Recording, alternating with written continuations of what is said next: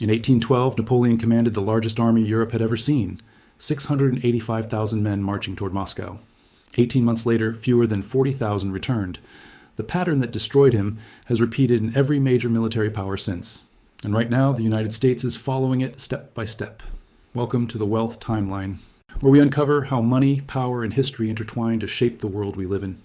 What you're about to hear isn't speculation, it's pattern recognition backed by 200 years of documented military history, economic data, and geopolitical analysis. Let's begin. The pattern starts with a simple truth. Military power and economic dominance are inseparable. In 1803, Napoleon Bonaparte controlled France and much of continental Europe. His military innovations, core system organization, rapid mobilization, total war economics, made his Grande Armée the most formidable force on earth.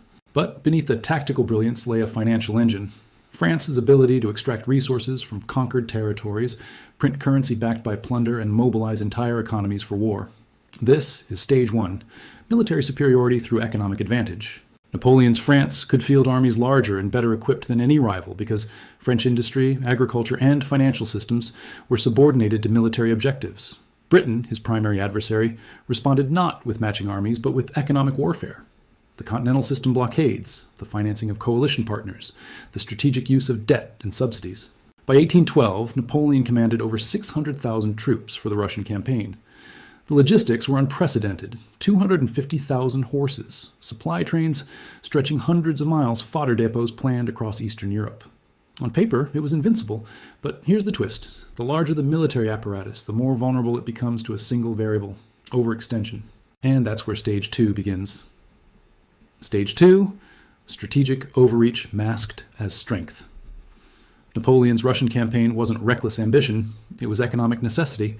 Russia had broken the continental system, trading with Britain and undermining French economic warfare. To maintain dominance, Napoleon had to enforce compliance. The invasion was a projection of strength born from underlying economic pressure. Fast forward to 1941. Nazi Germany faced a similar calculus after conquering France and much of Western Europe. Hitler's war machine required Soviet oil, grain, and raw materials. Operation Barbarossa, the invasion of the Soviet Union with 3.8 million troops, wasn't ideological madness. It was resource acquisition disguised as military expansion. Stage 3, supply lines. Exceed defensive capacity. Napoleon's Grande Armée reached Moscow in September 1812. The city was abandoned and burned. With no supplies, no shelter, and winter approaching, the retreat began. Of the 685,000 men who invaded, fewer than 100,000 returned combat ready. The Sixth Coalition formed immediately, sensing weakness. For Nazi Germany, the turning point was Stalingrad in 1942-43. The Wehrmacht supply lines stretched 1,500 miles from Germany to the Volga. Soviet forces encircled the German Sixth Army. Over 300,000 German soldiers were trapped. Fewer than 6,000 ever returned home. The pattern is identical. Initial success, territorial expansion, supply line vulnerability, catastrophic reversal. But here's what most historians miss. The economic breaking point always precedes the military collapse. By 1813, France was bankrupt. Napoleon could still win battles, but he couldn't finance a sustainable war. By 1944, Germany was producing weapons with slave labor and synthetic fuel because conventional resources were exhausted. The military defeats were symptoms, not causes. Now let's examine the American experience. Stage 4, asymmetric resistance drains resources. Vietnam was America's first full encounter with the pattern. By 1968, the United States deployed over 500,000 troops in Southeast Asia. American firepower was unmatched. More bombs dropped on Vietnam than in all of World War II. The military controlled cities, infrastructure, and major supply routes. But the Viet Cong and North Vietnamese Army utilized asymmetric warfare. Guerrilla tactics, tunnel networks, popular support, and most critically, patience.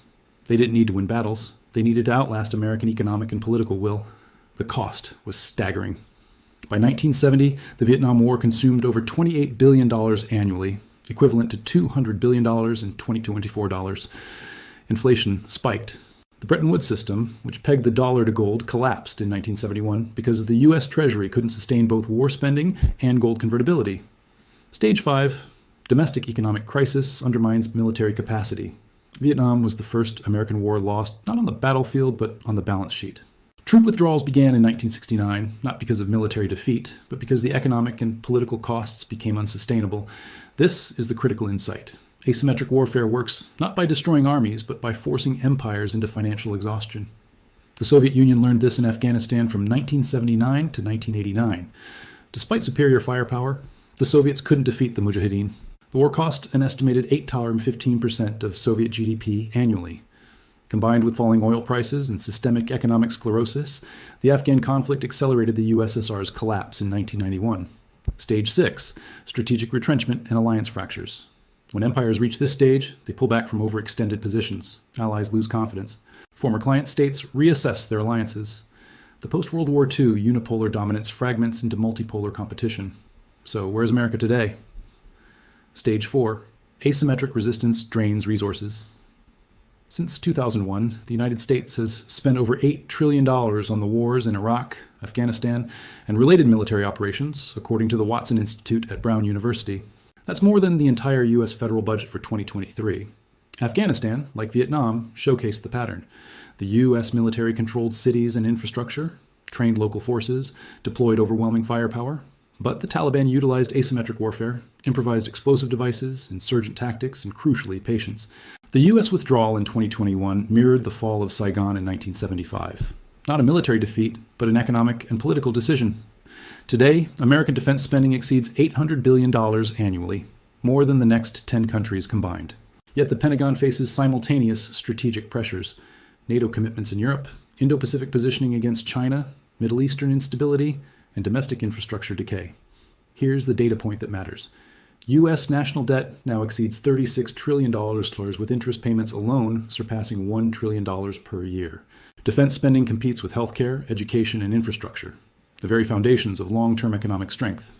China, meanwhile, is pursuing Stage 1, building military capacity on the foundation of economic power. Belt and road infrastructure projects, technological advancement in AI and quantum computing, and strategic partnerships across the global South mirror Napoleon's early continental dominance. The question isn't whether America will face a breaking point. The question is whether it can recognize Stage 4 and adapt before reaching Stages 5 and 6. 3 takeaways. 1. Military dominance is temporary. Economic sustainability is permanent. Every empire that prioritized military expansion over fiscal stability collapsed from within.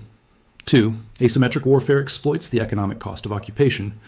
From Napoleon's Moscow to America's Kabul, the pattern is identical.